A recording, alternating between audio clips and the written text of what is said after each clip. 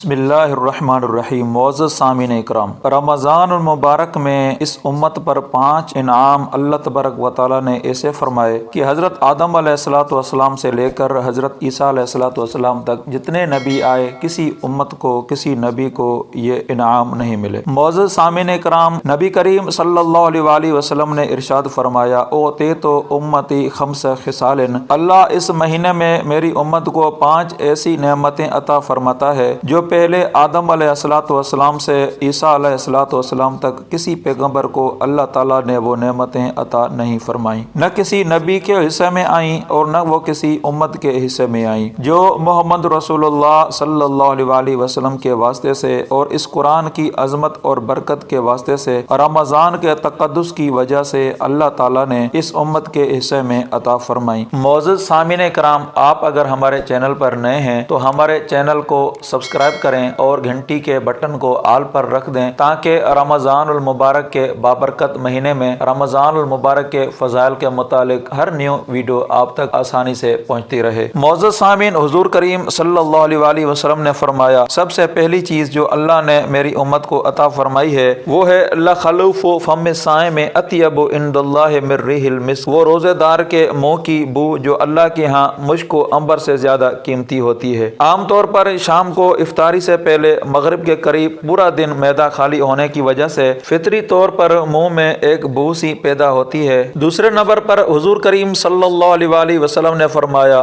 روزے دار کے لیے سمندر کی مچھلیاں مغفرت کی دعا فرماتی رہتی ہیں، اور سمندر کی مچھلیاں یہ آخری حد ہے۔ اس کا معنی یہ ہے کہ جتنی مخلوق خدا نے پیدا کی ہے، ساری مخلوق روزے دار کے لیے دعا گو ہوتی ہے۔ حدیث شریف میں آتا ہے، اللہ تعالیٰ جب کسی کو اپنا محبوب بناتے ہیں تو اللہ تبارک و تعالی ملا الاعلی فرشتوں میں اعلان کرتے ہیں، فرشتوں یہ بندہ میرا پیارا ہے، میں اس سے پیار کرتا ہوں، تم بھی اس سے پیار کرو۔ وہ فرشتے آسمان کے فرشتوں میں اعلان کرتے ہیں، آسمانوں والے فرشتے زمین والے فرشتوں میں اعلان کرتے ہیں، زمین کے فرشتے دنیا میں اعلان کرتے ہیں۔ پھر اس اعلان کا یہ نتیجہ ہوتا ہے کہ فرشتے بھی محبت کرتے ہیں، انسان بھی اس آدمی سے محبت کرتے ہیں، جانور بھی اس آدمی سے محبت کرتے ہیں، بلکہ اس سے ایک فطری تعلق پیدا ہو جاتا ہے۔ پھر اللہ تعالیٰ کی طرف سے اس اعلان کا یہ نتیجہ ہوتا ہے کہ سمندر کی تہ میں جو مچھلیاں اور جانور رہتے ہیں وہ اس آدمی سے محبت بھی کرتے ہیں اور اس کی مغفرت کی دعا بھی کرتے ہیں۔ معزز سامعین کرام، ہم دنیا میں دیکھتے ہیں کہ آج ہزاروں ولی جو دنیا میں موجود نہیں، ہم ان کے نام سے عقیدت رکھتے ہیں۔ حضرت جنید بغدادی کا نام آئے یا حضرت بایزید بستامی رحمۃ اللہ تعالی علیہ کا نام آئے یا میرے پیر شیخ عبد القادر جیلانی رحمۃ اللہ تعالی علیہ کا نام آئے تو عقیدت کی وجہ سے آنکھیں جھک جاتی ہیں۔ یہ اسی اعلان کا نتیجہ ہے جو ساری دنیا ان سے محبت کرتی ہے۔ معزز سامعین کرام، حضور کریم صلی اللہ علیہ وآلہ وسلم نے فرمایا،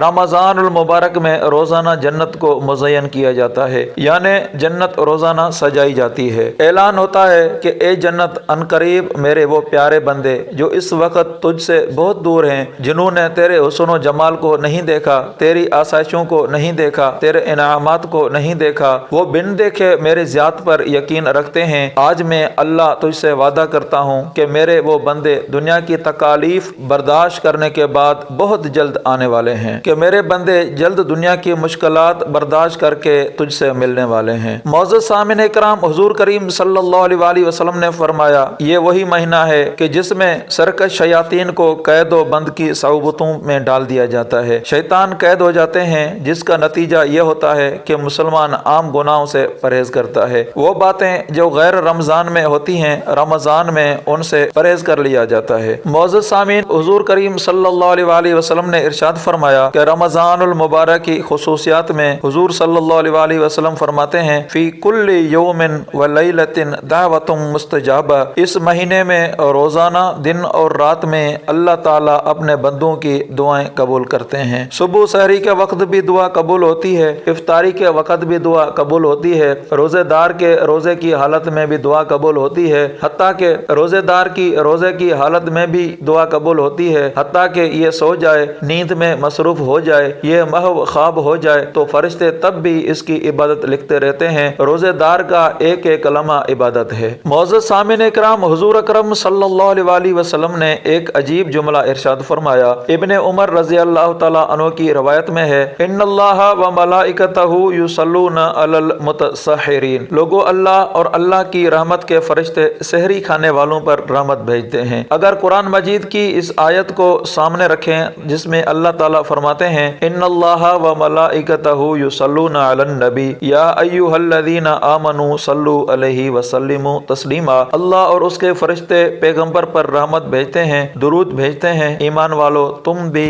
محمد رسول اللہ پر درود اور سلام پڑھا کرو۔ اگر اس آیت کو سامنے رکھ کر اس حدیث سے پھر مطابقت کریں تو یہ مسئلہ سمجھ آ جائے گا کہ اللہ کی وہ خاص رحمت جو صرف محمد رسول اللہ کے لیے ہے، جو فرشتے بھی پیغمبر کے لیے دعا گو ہوتے ہیں، اللہ کی رحمت پورا سال محبوب کی طرف متوجہ رہتی ہے، پیغمبر کے جسم اور روح کی طرف متوجہ ہوتی ہے۔ وہ رحمت خاصہ جب رمضان کا مہینہ آتا ہے تو جیسی آمنہ کے در یتیم پر برستی ہے، ویسے پیغمبر کے واسطے سے اللہ محمد رسول اللہ کے تمام روزے دار امت پر بھی وہ رحمت برساتے ہیں۔